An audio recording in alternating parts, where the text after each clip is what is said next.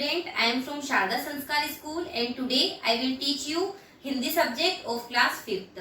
बच्चों, आज मैं आपको कक्षा 5वीं का पाठ 5 पढ़ाने वाली हूँ, जिसमें हम किसके बारे में पढ़ने वाले बच्चों? अपनी मातृभाषा के बारे में पढ़ने वाले हैं। तो चलिए स्टार्ट करते हैं। प्रत्येक देश की बच्चों क्या होती है? एक अलग भाषा होती है।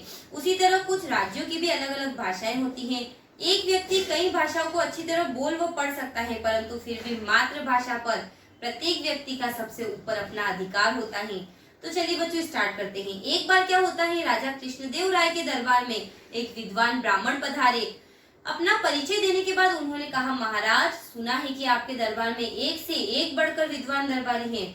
तो महाराज ने गर्व से कहा, आपने ठीक ही सुना है, हमें अपने दरबारियों की विद्वता पर गर्व है। तो ब्राह्मण ने कहा, तो आपके दरबारियों में से कोई बता सकता है कि मातृभाषा क्या है? यह कहकर ब्राह्मण ने एक एक करके तेलुगु, तमिल, कन्नड़, मलयालम, मराठी आदि भाषाओं में धारा प्रवाह बोलना प्रारंभ किया।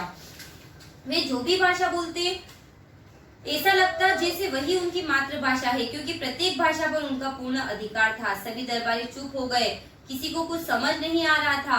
तो महाराज ने तेलानीरामन की ओर देखा तो वो बोले, महाराज, मेरा निवेदन है कि विद्वान अतिथि को कुछ दिन अतिथि गृह में ठहरा जाए। मैं चाहता हूँ कि आप मुझे उनकी सेवा करने का अवसर दे।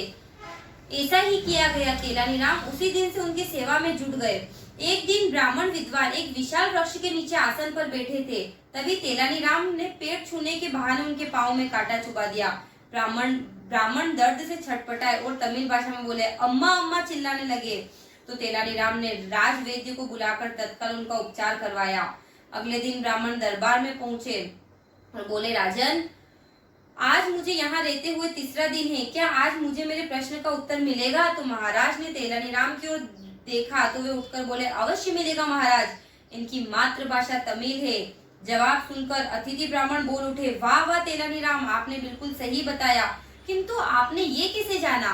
तो तेनालीराम ने हाथ जोड़कर कहा, हे अतिथि ब्राह्मण, आपके पाँव में कल जब कांटा चुभा तो आप तमिल भाषा में अम्मा अम्मा पुकार रहे थे। इसी से मैंने अनुमान लगाया कि आपकी मातृभाषा तमिल है, क्योंकि कोई भी व्यक्ति संकट में आडंबर छोड़कर अपने वास्तविक रूप में आ ही जाता है और अपनी मातृभाषा में माँ और ईश्वर को याद करता है।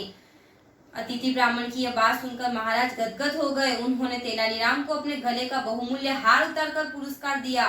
इसी प्रकार तेनालीराम ने सभी दरबारियों की इज्जत रख ली और सभी ने तेनालीराम की प्रशंसा की। सो बच्चों, अपनी मातृभाषा तो मातृभाषा ही होती है। थैंक यू सो मच बच्चों।